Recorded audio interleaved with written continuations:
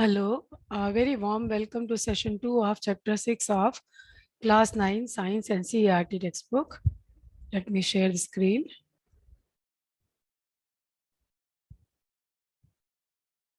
In session 1, we discussed in detail about the various types of plant tissues. Now in this session, we will be discussing the animal tissues. As you must be able to recall from session 1 that like there is a division of labor in multicellular organisms. Different cells form groups to perform a specific function. Like in our body, we have respiratory system, we have digestive system, we have excretory system. So all types of systems are made up of a particular type of cells or tissues, right? So let us learn about them in this session. On the basis of functions performed by different tissues in different organs and organ systems, we classify them into 4 categories. You can see on the screen: epithelial tissue, connective tissue, then we have muscular tissue, and after that we have nervous tissue, right? So let us learn about all these tissues in detail. First of all, we will learn about the functions of all the 4 tissues. First is epithelium. See, epi means outer. याद रखिए, AP का मतलब होता है outer. तो outer layer जो है ये क्या है? बेसिकली ये कवरिंग है. किसकी कवरिंग है? ये ऑर्गन्स की कवरिंग है और कैविटीज की. जैसे हमारे नाक में कैविटी है, कान में कैविटी है, फूड पाइप में कैविटी है, ये यूरेथ्रा जो है कैविटी है. कितनी कैविटीज हैं, ठीक है? तो ये इन सब की कवरिंग है या प्रोटेक्टिव टिश्यू का काम करती है. जैसे हम अपनी कार के ऊपर कार कवर ढकते हैं, इसी तरह से ये ऑर्गन्स का कवर है, कैविटीज का कवर है, और हर ऑर्गन को एक दूसरे से अलग रखती है. कोई भी जो चीज शरीर में आ रही है या बाहर जा रही है, उसको एक कम से कम एक लेयर जो है ना एपिथेलियल टिश्यूज की, उससे टकराना पड़ता है, उससे होके गुजरना पड़ता है, ठीक है? तो इसीलिए जो एपिथेलियल सेल्स होती हैं, इनकी जो परमेबिलिटी होती है, ये बहुत ही इम्पॉर्टेंट रोल प्ले करती है. इसमें regulation of exchange of materials between different organs, between different parts of the body, and between body and external environment.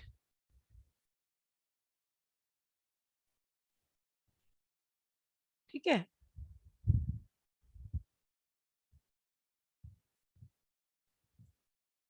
तो ये तो था एपिथेलियल टिश्यू का फंक्शन.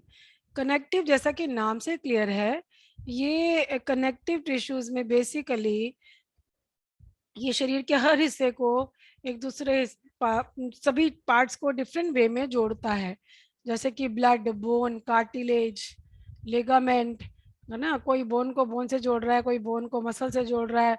और ब्लड जो है, आपको पता है, ये पूरी बॉडी में घूमता है, बना हुआ खाना सब तक पहुंचाता है और वेस्ट मटेरियल लेके बाहर एक्सक्रीटरी सिस्टम के पास ले जाता है. तो कनेक्टिव टिश्यू का काम है कनेक्शन करना. फिर आता है मस्कुलर टिश्यू. मस्कुलर टिश्यू किस लिए जरूरी है? ये बॉडी में जो मूवमेंट्स होती हैं सारी की सारी पॉसिबल हैं मस्कुलर टिश्यू के कारण. और इनमें क्या होते हैं? कॉन्ट्रैक्टाइल प्रोटीन्स होते हैं. कॉन्ट्रैक्टाइल प्रोटीन्स होते हैं जो कि कॉन्ट्रैक्ट और रिलैक्स करते हैं. जब भी हम कोई मूवमेंट करते हैं तो वो क्यों पॉसिबल है? क्योंकि हमारे जो मसल्स हैं वो कॉन्ट्रैक्ट करते हैं या रिलैक्स करते हैं. उनके कॉन्ट्रैक्शन और रिलैक्सेशन के कारण ही हमारी मूवमेंट होती है. चौथा टिश्यू है नर्वस टिश्यू. नर्वस टिश्यू माने दिमाग से जुड़ा हुआ है. ये बहुत ही खास होता है, बहुत ही हाईली स्पेशलाइज्ड होता है, ठीक है? और ये इसमें इसकी खास बात क्या होती है कि ये फटाफट से स्टिमुलेट हो जाता है, और स्टिमुलेट होते ही ये संदेश को तेजी से एक जगह से दूसरी जगह पहुंचा देता है, ठीक है? यानी नर्वस सिस्टम का क्या काम है? बॉडी ने जो संदेश परसीव किया उसको एक जगह से दूसरी जगह पहुंचाना. जैसे कि हम जलती हुई मोमबत्ती पे हमने हाथ रखा तो उसने फौरन मैसेज दिमाग को पहुंचाया. दिमाग ने हाथ को निर्देश दिया, अरे हटाओ, हाथ जल जाएगा. हाथ हट गया हमारा. तो रिफ्लेक्सेस होते हैं. फिर देखें कि कहाँ कहाँ प्रेजेंट होते हैं ये. तो ये जो एपिथेलियल टिश्यू है अपनी स्किन में प्रेजेंट है, मुंह की लाइनिंग में प्रेजेंट है, ब्लड वेजल्स की लाइनिंग में प्रेजेंट है, लंग्स के एल्वियोलाई में प्रेजेंट है, किडनी के ट्यूब्यूल्स में। फिर आपके आते हैं कनेक्टिव टिश्यू। कनेक्टिव टिश्यू तो आपको पता है ब्लड तो पूरी बॉडी में ही प्रेजेंट है, लिम्फ नोड्स में प्रेजेंट है, बोन और आपको आगे में हम पढ़ाएंगे बोन और कार्टिलेज का अलग अलग, तो ये तो पूरी बॉडी में ही प्रेजेंट है बेसिकली। और जो आपका ये कनेक्टिव टिश्यू के बाद में आता है मस्कुलर टिश्यू। मस्कुलर टिश्यू तो जहाँ बोन्स को मसल से अटैच करता है या मसल को बोन से अटैच करता है।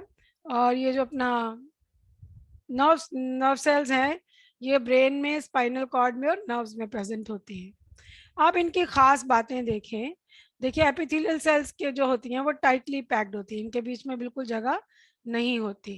ठीक है, तो इनके बीच में बहुत ही इनके बीच में ऑलमोस्ट नो इंटरसेल्युलर स्पेस, कोई स्पेस नहीं होता, इतनी टाइटली ये पैक्ड होते हैं। ठीक है, और ये एपिथेलियल टिश्यू भी चार तरह के आगे हम पढ़ेंगे, तो जिस तरह का उनको काम करना होता है उसी तरह का उनका स्ट्रक्चर होता है। अब बात आती है कनेक्टिव टिश्यू की। कनेक्टिव टिश्यू में जो सेल्स होती हैं वो लूजली पैक्ड होती हैं। देखिए अभी हमने एपिथेलियल सेल्स जो है टाइटली पैक्ड होती हैं और कनेक्टिव टिश्यू की सेल्स लूजली पैक्ड होती हैं। और कनेक्टिव टिश्यू की सेल्स जो होती हैं धसी होती हैं मैट्रिक्स के अंदर। मैट्रिक्स होता है जैसे कि आप वो खाते हो ना जेली, जेली में चीनी के क्रिस्टल लगे होते हैं, तो कुछ उसी तरह से समझ लो, जेली को आप मैट्रिक्स मान लो और सेल्स को आप चीनी के दाने मान लो। तो ये जो मैट्रिक्स है वो जेली लाइक भी हो सकता है, लिक्विड भी हो सकता है, गाढ़ा भी हो सकता है, और इतना रिजिड हो सकता है कि गिरने पे टूट भी जाए। ठीक है, तो ये डिपेंड करेगा कि ये कनेक्टिव टिश्यू ने कौन सा फंक्शन परफॉर्म करना है। ठीक है, फिर हम बात करेंगे मसल्स की, मसल सेल्स की। मसल में इलोंगेटेड लंबी सेल्स होती हैं, राइट, जिनको मसल फाइबर्स बोलते हैं। अब बात करें नर्वस नर्वस टिश्यूज में जो सेल्स हैं कैसी होती हैं। नर्वस टिश्यू में जो सेल्स होती हैं उनको हम कहते हैं नर्व सेल्स या न्यूरॉन्स। ठीक है, तो न्यूरॉन्स जो हैं उसमें सेल बॉडी होती है। ठीक है, सेल बॉडी में न्यूक्लियस होता है। आपकी बुक में देखिए, आप डायग्राम बनाओ, बुक लेकर बैठिए साथ में। और न्यूक्लियस होता है, साइटोप्लाज्म होता है, साइटोप्लाज्म से आप देख रहे हैं डायग्राम में बाल की तरह के स्ट्रक्चर निकल रहे हैं, ये बाल की तरह के स्ट्रक्चर्स को हम कहते हैं मेन मेन जो बाल लाइक स्ट्रक्चर होता है उसको एक्सॉन कहते हैं, और जो छोटे छोटे बाल लाइक स्ट्रक्चर होते हैं उनको हम कहते हैं डेंड्राइट्स। इसका डायग्राम की भी आप प्रैक्टिस कर लीजिएगा। और बहुत सारे जो नर्व फाइबर्स होते हैं उनको कनेक्टिव टिश्यू से वो आपस में बंधे होते हैं। ठीक है,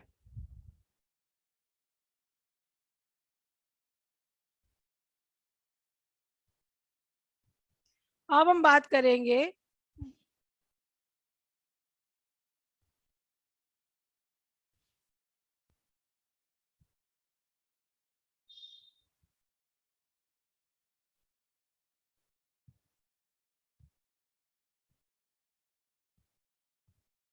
different types of muscular tissue के। आप देख रहे हैं डायग्राम स्क्रीन पर। मस्कुलर टिश्यू तीन तरह के होते हैं, स्ट्राइएटेड, अनस्ट्राइएटेड और कार्डियक। पहले हम बात करेंगे स्ट्राइएटेड की। स्ट्राइएशंस मतलब लाइनें। तो इनको स्ट्राइएटेड मसल इसलिए कहा जाता है क्योंकि इनमें सफेद हल्की गाढ़ी धारियां अल्टरनेट होती हैं, और जब हम इनको स्टेन करके माइक्रोस्कोप के नीचे देखते हैं। और इनकी जो सेल्स होती हैं लंबी होती हैं, सिलेंड्रिकल होती हैं, उनकी कोई ब्रांचिंग नहीं होती, और उनमें बहुत सारे न्यूक्लियस होते हैं। इनको स्केलेटल मसल्स भी कहते हैं क्योंकि ये जनरली बोन्स को बोन्स के साथ जुड़े होते हैं और बॉडी की मूवमेंट में मदद करते हैं। ठीक है, और इनका एक और नाम भी है, इनको कहते हैं वॉलेंट्री मसल्स। वॉलेंट्री माने जो हमारी मर्जी से चले, क्योंकि हम इनको अपनी मर्जी से हिला डुला सकते हैं, जैसे हमारे हाथ, हमारे पैर। अब आते हैं दूसरे कैटेगरी पे जिसको हम कहते हैं अनस्ट्राइएटेड। अनस्ट्राइएटेड को ऐसा इसलिए कहते हैं क्योंकि जब इनको स्टेन करते हैं और माइक्रोस्कोप के नीचे देखते हैं तो इसमें कोई भी स्ट्राइप्स दिखाई नहीं देती, और इनको हम अपनी मर्जी से हिला जुला नहीं सकते, इसलिए इनको कहते हैं इनवॉलेंट्री। ठीक है, और जैसे कि जो स्ट्राइएटेड में या वॉलेंट्री मसल्स में हमने कहा था मल्टी न्यूक्लिएटेड सेल्स होती हैं, मगर अनस्ट्राइएटेड की सेल्स यूनिन्यूक्लिएटेड होती हैं। ठीक है, और पॉइंट लंबी होती हैं और इनके एंड पॉइंटेड होते हैं, इसको स्पिंडल शेप बोलते हैं। और ये कहाँ प्रेजेंट होती हैं? ये प्रेजेंट होती हैं आँख में, यूट्रस में और लंग्स के ब्रोंकियोल्स में, और इनको हम स्मूथ मसल्स के नाम से भी जानते हैं। तीसरा मसल है कार्डियक मसल, नाम से क्लियर है, कार्डियक कहते हैं हार्ट को। तो ये इनवॉलेंट्री मसल्स होते हैं, ये रिदमिकली रिदम से कॉन्ट्रैक्ट होते हैं, रिलैक्स होते हैं। लब डप, लब डप, ये आवाज करता है हार्ट जब वो कॉन्ट्रैक्ट करता है, रिलैक्स करता है। ठीक है, तो इसकी जो सेल्स होती हैं कार्डियक टिश्यू की, वो सिलिंड्रिकल होती हैं, ब्रांच्ड होती हैं और यूनी न्यूक्लिएट होती हैं, माने उनमें एक ही न्यूक्लियस होता है। ठीक है,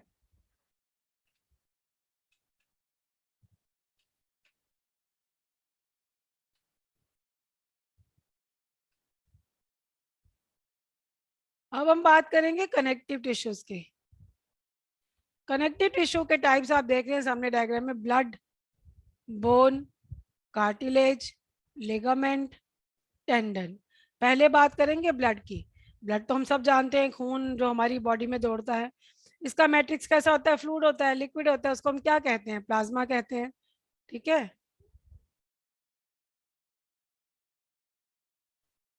और प्लाज्मा में क्या मिलता है आपको? आरबीसी माने रेड ब्लड सेल्स, डब्ल्यूबीसी माने वाइट ब्लड सेल्स, और प्लेटलेट्स मिलते हैं जिसमें सस्पेंडेड रहते हैं, और इसमें प्रोटीन, सॉल्ट और हार्मोन्स भी होते हैं।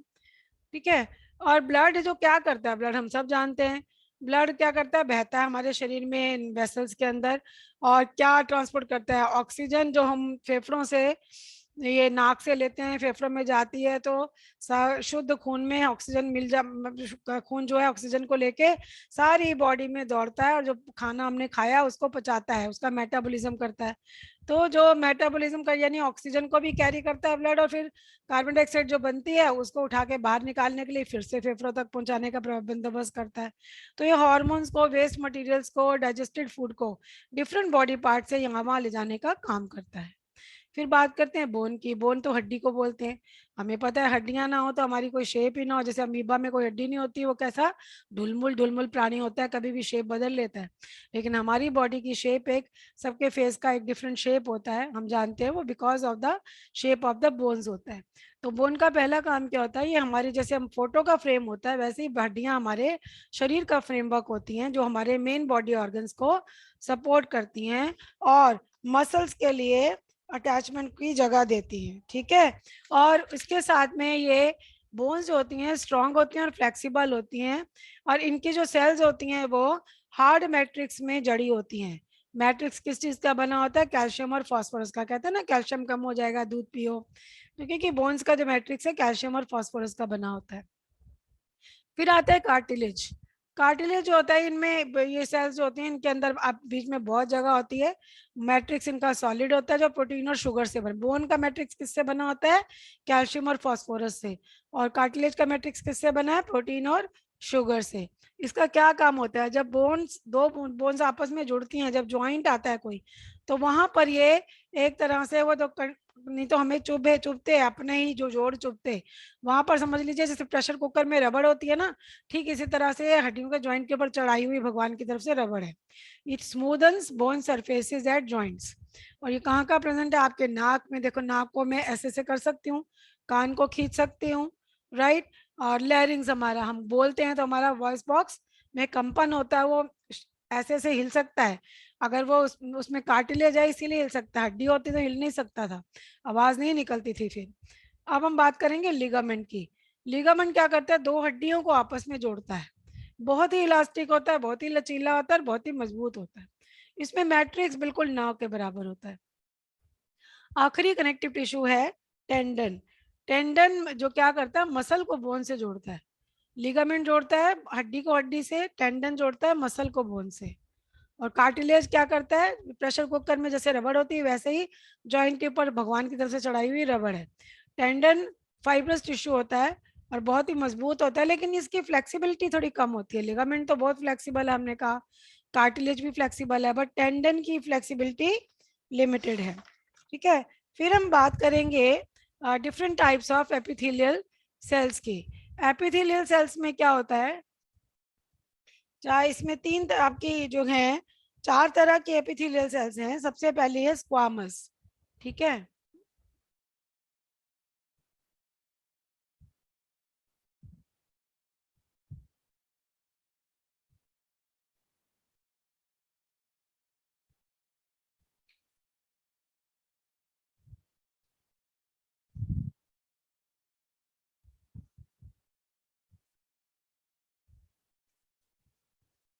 Squamous epithelium.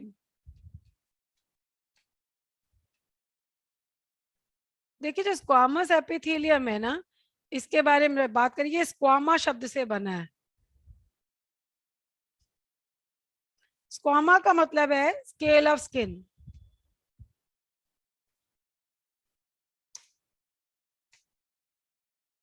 त्वचा की, समझ लो छिलका सा, जैसे बता, यानी कि इतना पतला होता है ये। तो जैसा नाम से क्लियर है, ये कैसी होती हैं? थिन होती हैं, फ्लैट होती हैं। सेल्स कैसी होती हैं? थिन, फ्लैट और डेलिकेट।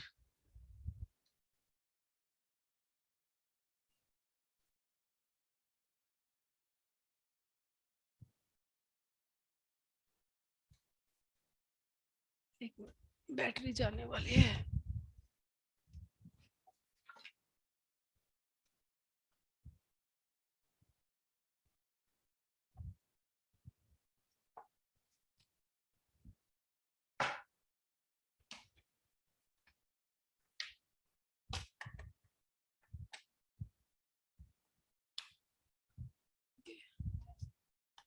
थिन होती हैं, फ्लैट होती हैं, डेलिकेट होती है, डेलिकेट लाइनिंग होती है। ठीक है। और कहाँ कहाँ प्रेजेंट होती है? देखिए जैसे आपके मुंह में प्रेजेंट है, आपकी खाने की नली में प्रेजेंट है, राइट। तो कहाँ का प्रेजेंट है? Present in mouth,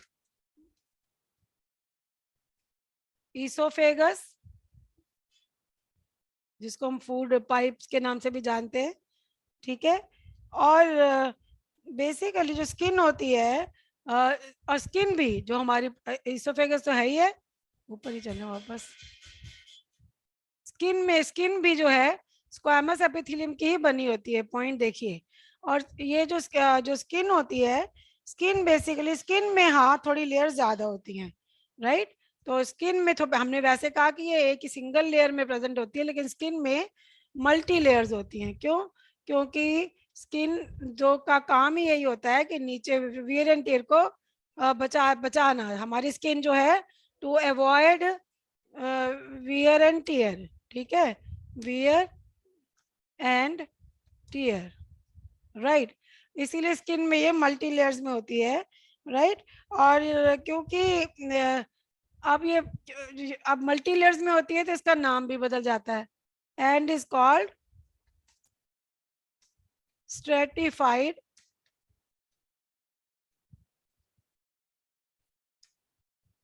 squamous, short में लिख रही हूं मैं, एपिथेलियम। ठीक है। यानी कि ये दूसरी कैटेगरी आ गई।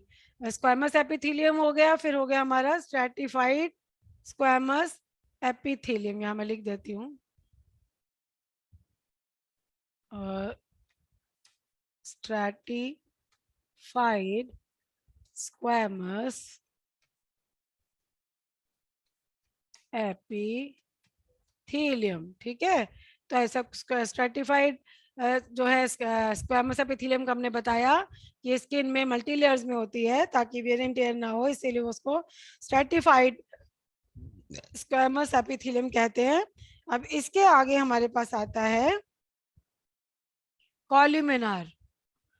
कॉल्यूमिनार, कॉल्यूमिनार एपिथेलियल सेल्स।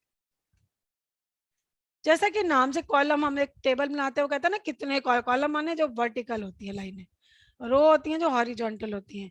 तो कॉलमिनार जैसे कि नाम से ही क्लियर है, कॉलम का मतलब होता है पिलर। ठीक है। तो कॉलम मीन्स पिलर लाइक। ठीक है ना। तो जैसा कि नाम से क्लियर है, ये जो टॉल होती हैं, हाँ, column means pillar like tall cells. कहाँ प्रेजेंट होती हैं? जहां पर एब्जॉर्प्शन और सिक्रीशन होता है। Present where absorption and secretion takes place, right। जैसे कि बॉडी में कहाँ एब्जॉर्प्शन और सिक्रेशन होता है? स्मॉल इंटेस्टाइन में। आपने इसका स्ट्रक्चर पढ़ा होगा, विलस ऐसे ऐसे फोल्ड बने होते हैं उंगली टाइप के, विलस विलाई बोलते हैं उनको, वहां पर खाना आपका एब्जॉर्ब होता है, राइट।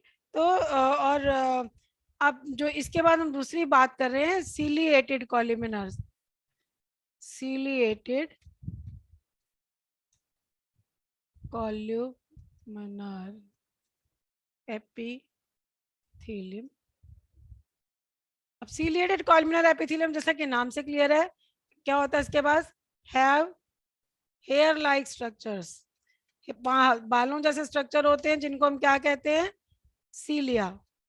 सीलिया का काम क्या होता है, सीलिया का काम होता है झाड़ू की तरह जैसे हिलता रहता है, किसी किसी चीज को आगे बढ़ाता है। सीलिया कहाँ होते हैं, on the outer surface of epithelial cells, outer surface face of epithelium cells. ठीक है, जैसे कि कहाँ प्रेजेंट है, प्रेजेंट इन रेस्पिरेटरी, प्रेजेंट इन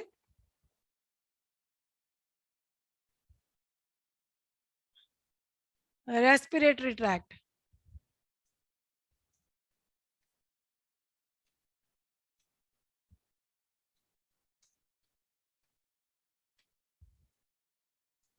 वहां पर क्या करते हैं, and move the mucus, mucus को धक्का मारते हैं ताकि बाहर निकाला जा सके, टू क्लियर, और जो सांस की नली है वो साफ की जा सके। ठीक है, कितना इंपॉर्टेंट काम है। फिर इसके बाद में हमारे पास है क्यूबॉइडल, देखिए ये हमने करे सिलिएटेड कॉल्यूमिनार। अब हम बात करेंगे क्यूबॉइडल एपिथेलियम, नाम से क्लियर है, क्यूब लाइक स्ट्रक्चर है, ठीक है ना, ये कैसे cube like, right, cube like हैं। और ये कहाँ प्रेजेंट होते हैं, ये किडनी ट्यूब्यूल्स में और सलाइवरी ग्लैंड्स में।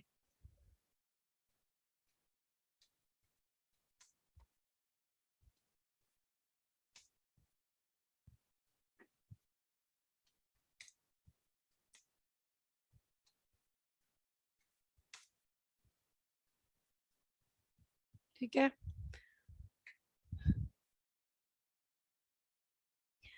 इसके बाद में एक और हमारा टाइप रह गया एपिथेलियल सेल्स का, ग्लैंड्यूलर। कई बार क्या होता है जो एपिथेल, oh I am so sorry,